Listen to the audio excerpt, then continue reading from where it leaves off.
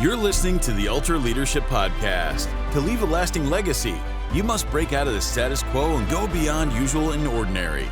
In each episode, you'll get a full dose of Ultra Leadership from other Ultra leaders just like you. And now, here's your host, best-selling author, leadership coach, and change Sherpa, Dr. Greg Giuliano. Welcome back to Ultra Leadership. My guest today is Todd Burger. Todd Burger is the Chief Experience Officer of AAA Northern California, Nevada, and Utah. As Chief Experience Officer, Todd is responsible for ensuring AAA delivers great value to its members. He leads an organization of over 1,500 people across 7 states, including the club's fleet of roadside technicians and call center agents. Todd and his leadership team are focused on developing smart business practices that enhance organizational effectiveness and improve member experience. Prior to this role, Todd was CEO of AAA Mountain West, which he guided through its merger with AAA Northern California in 2015. Todd began his career and leadership journey in the U.S. Army, serving 8 years. Thank you for your service, Todd. In 1996, he joined AAA as a manager in the automotive department, climbing the ranks to his role as CEO of one club and now Chief Experience Officer of another. If you ask him, he will tell you Todd is a proud Montanan currently living in California. Welcome, Todd. Good morning, Greg. Great to see you, and Happy New Year. Happy New Year to you. It's so good to talk to you. Full disclosure to everybody, Todd and I have known each other for a number of years, and I wanted to have him on the podcast because he is a leader that I admire. He embodies ultra leadership, always going to the edge and pushing farther. And I knew that we would have a great conversation. So I'm looking forward to our conversation today. Todd, I'm going to put you on the spot right away to give all of our listeners a big win. What book are you recommending to folks these days? Book that I think you'd enjoy, Do Hard Things, Steve Magnus. It's all about those challenges and things that you know you have to go forward and get done right away. And that's how we're starting the team in 2023. Do hard things, big challenges, get after it. I love it. Yeah, the easy things anybody can do, right? Go for the hard stuff. Not only the hard stuff, but the important things. I think that's the difference I'm looking at is what are the big things that only I and the team can do. Right. So that requires a bunch of focus. So how do you stay focused so that you're working on the right things that are the hard things? The first is something I think you taught me is visualize a year or 2 years out and imagine that you're at that end and say, what really do I want to accomplish? Then look at the business goals, put those together. And, December 31st, in our case, we're starting a major project. So December 31st of 2024, what do I want to sit back and reflect on and say, what did I do with the team? What do we accomplish for the business? And in our case, what do we do for members? So it's that forward look and then plan to that on a quarterly basis. So that is an important mindset and skill set for leaders to be able to look forward like that, because we are addicted to the quarter and the short term. So do you have a technique that how do you keep yourself balanced in terms of focusing on that longer term goal enough, and whatever enough means for you, and not getting pulled into the details of the day-to-day in a way that overwhelms you and you lose sight of that longer term goal? I'll answer it in 2 ways. One, I don't. I think that's one thing I'm working on as a leader. I'm thinking of Southwest Airlines when I answer the question, right? It's the world I live in is a complicated logistical nightmare. I wish I had a better way to say it. I don't. And so every day is the same thing, but incredibly complex. So I embrace that and then build time and space. So a couple times a week, Monday morning and then Friday afternoon, we make sure there's no logistics. It is a conversation about the future and making sure that we carve time out for that plan. So it's, as you point out, we dive into the operation. We intentionally then pull back every week and then every month and quarter and say, are we still marching towards the goals? The other tool that we've learned and I use a lot is carve somebody out, put them only accountable to the long-term project. and just say, look, you cannot get mired and will not get mired. And then I give them a portion of my time. So they're kind of my stalwart. In the military, we call that our forward scout, right? Put somebody way out in front. So get that accountable executive, make sure they have zero operational. They're all strategic. Their job is to tell us where we're going and how the strategy is going.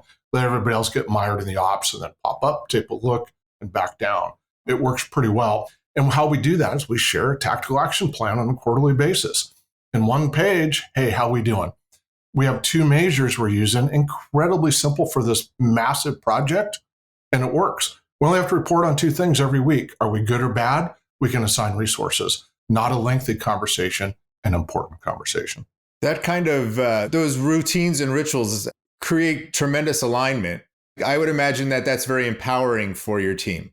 It is. Well, and it not only is empowering, but it's a visual. So we're on a podcast, but on my glass wall in my office are 3 scorecards. And every Friday, we post the scorecards.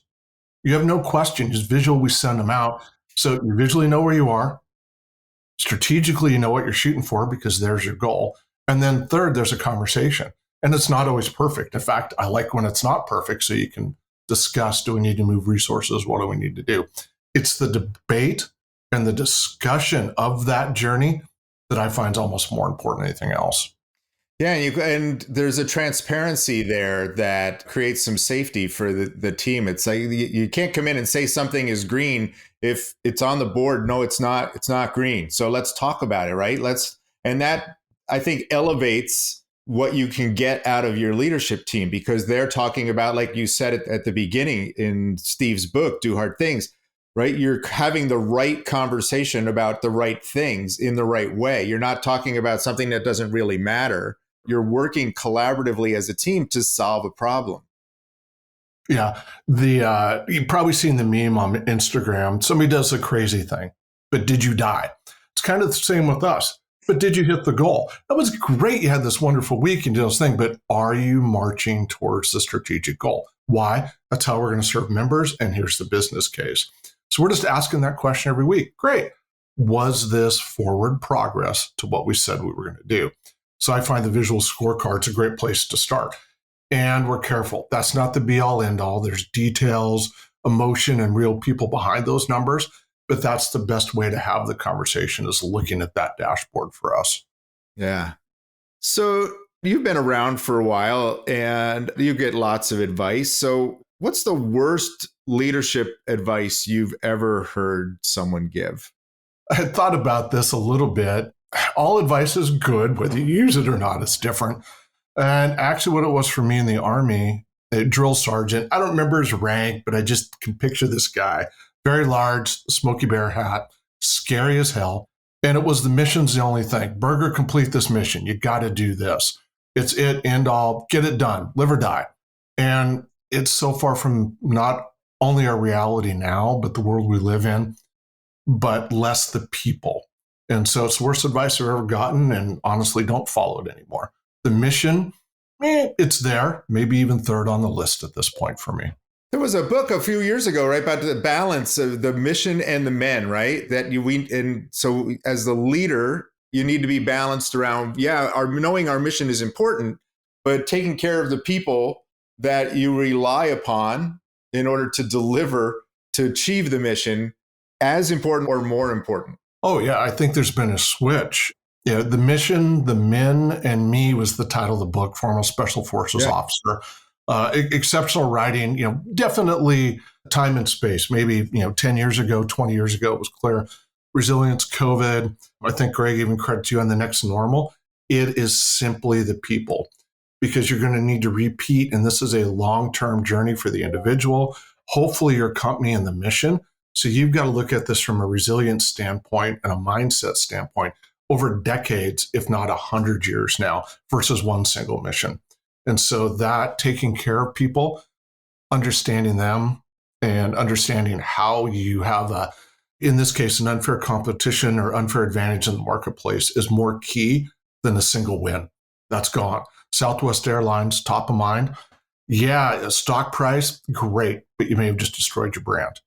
Your brand now needs to live on for 100 years, whatever that looks like. That's the important thing. Not one flight, not one thing. Yeah, so you're touching on something in your role, that there's an intersect between the experience that you create for your people, the experience that you create for your customers, and members in your case, and the brand experience that you are always creating. So talk a little bit about that, because I think that I find that fascinating. Yeah, and it's a shift. Again, we're talking shifts today as we look forward at on the next normal. For so long, the brand was the experience, at least generally held. Number of people, my favorite book on experience is I Love You as Much as I Love My Dog, Land's End. Fantastic book, but it was all about the brand and how people treated.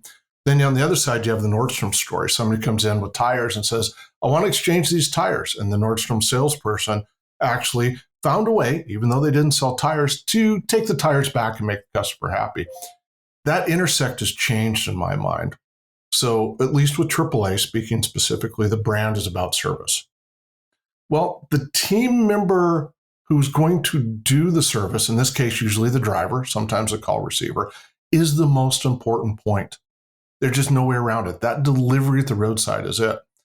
So if the brand is the delivery, you also have to then take care of the team member experience. And so if you work on the culture, the tools, the technology, all those things for the team member, hopefully what you result in is they have a wonderful experience.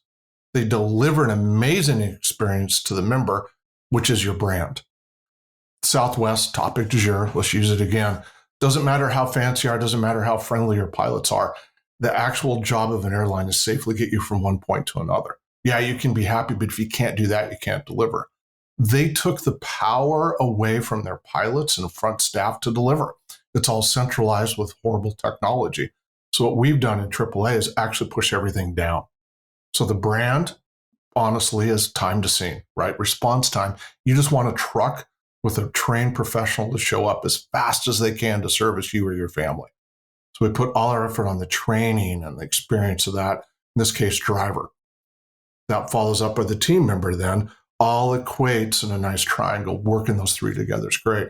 So all of our training, our communication, honestly, wage increases and pay, all those things that we can do to build that excitement of the team member and make their job incredibly easy at the front line so they can serve members. That's your brand. I think that's galvanized for me over the last 2 to 3 months, and where I'm going to put my energy going forward. So that's where you're going to put your energy. So I'm curious, energy sounds like intention and attention. So then that falls into time in my mind. So where do you see yourself in trying to make that work, right? That triangle work? Where do you spend most of your time in that? What's taking up your time when you're trying to make that triangle of member experience, employee experience, and brand experience work for you? It's shifted. So if it's a linear journey, it was brand. What do we stand for? What's our unfair advantage? What are those key things we have to deliver on? And that's been a journey, and that's definitely changed over the last decade. Beginning galvanized with data, getting galvanized with experience and input from the members, getting it so simple you can do it in a sentence is so important. Greg, my business is emergency roadside service. It's a business of weather and geography in which time is the most important factor. I can explain, once you get that clear business model, now what we've taken is like, what technology, people development, and tools can we use to deliver on that? So our weather forecasting, our volume forecasting. Then we started to look deeply at our employee experience, hiring, retention, recruitment, what we've coded as great place to work. And we didn't hide this. We called the project Great Place to Work. What's it going to take? The pay, the job location, the job design, your autonomy. What's your mindset? What's the skill set of the leaders? Engagement, resiliency. And started to build that so that now we can begin to execute on a tech package that'll deliver that. Again, all at the end of this, nothing fancy. Greg, I want to show up to the scene of your daughter's breakdown as fast and professional as possible. So galvanize simple with the people, and then focus on the delivery tools. So that's a culture, right? That you're, as a culture, it's about engaging your people, empowering them, right? Sounds like you're moving decisions as close to the member as possible in terms of how do we help this member, and really activating people, right? Unlocking the talent that you have in the organization. So I'm curious, what does that look like, and how do your people respond to that? How do you make that happen? People, how do they respond to it? Overwhelming, maybe disbelief. I think there's always a question of just, hey, is this really going to work? How's it going to work? And so we started with kind of a high level, 3 things we're going to focus on, everybody. And then this is going to be a long-term journey. Nothing we're going to do is short-term. So it's mindset, leadership, and work. And so really getting that mindset that you have in our case, a 2 to 5 year journey. It's going to take time and effort. And then what leadership actually means, and getting that down really fine, what we call one page. This is what you're going to do. Your entire job is to develop people. It's not to be a technical expert. It's not to know everything. You are here to develop people and become an amazing leader. And then right after that, getting real clear in the work. Because as you pointed out earlier, you can get lost in the operations. So let's get really clear what successful work looks like. And then more bureaucracy, reporting, those things that don't add member value and don't add team member value, how do you either move away or to stop and make that, as you said, intentional? Again, I think people are overwhelmed. It's a shift. Call center and logistics operations run on metrics, right? How fast, how clean, how productive. And so you get lost on driving those numbers to a profit and loss statement. And so you have to give yourself time and space to say less on the numbers and more on the people. And that's harder to measure, but that's the journey we've been on and continue to go forward with. Yeah, because we are relying on people to hit all those metrics, and it's an intense business. You're meeting people when they're not at their best. Most of the time when people call you, they're not their best moment. And so having people that have the capacity to stand in that and be in that takes a lot of, and not just space and time, but it takes a lot of energy. And so how are you empowering people in order to, it sounds like you're being intentional about helping people to continually show up and show up in a consistent way. Not only a consistent way, but I think you said it in an empowering way. What can you do real time to solve that? Not going up the chain, not making different decisions, but what are your boundaries and tools that you have at all levels to take care of it? Honestly, I don't do much. And maybe that's the magic is Todd can't save you and nobody's come to rescue you on the side of the road. That driver, that call receiver's got to figure it out. And that's really where the empowerment. Yes, there's always guardrails, whether it be budget or policy. Set those early. Tell some stories and lock those in and then let it run. If you said it's all about member service. What's after member service? Making sure that you always respect the team member, making it easy for them because that's the brand. But that construct's taken us years to get to. I think we have that advantage as a long-term legacy brand. We also have the disadvantage is things get locked in. So it's that fight of what we want to do, what we've always done, and balancing that out as we go forward. But people accept it. They're entertained by it, honestly. Those folks that lead into the change, I think you're finding the new dynamic fits well for them. And it's pretty easy to tell who those champions are. That's who you promote. That's who you work with. And that's who leads the organization. Yeah, I love how it's so casual for you that you throw these amazing leadership truths in your comments. And it's just so casual for you because it's just the way that you breathe and think about leadership. That what I just heard you say is that you and all of your leaders, it's all about creating the conditions for your people to be at their best all the time. And that's the work. That's the work. It's the people work and letting them do their work and not look down upon or get in the way of, but be partnership with. Takes a little bit of alignment and takes selection of the right folks. And after that, it runs really well. Yeah, that's my definition of ultra leadership, right? It's not usual and ordinary. Usual and ordinary stuff is, lean on the mission stuff, be all about the metrics. And you flipped that it's about the people and creating the conditions for them to show up and give their best. Yeah, I love it. So guess what, Todd?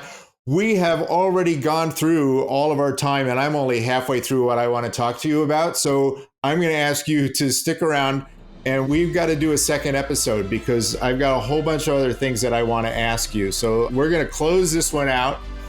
I want to thank you for being here. It's been phenomenal talking to you. You're going to come back to continue the conversation. So everybody, until next time, remember, managers run the present, ultra leaders shape the future, change lives, and drive better results.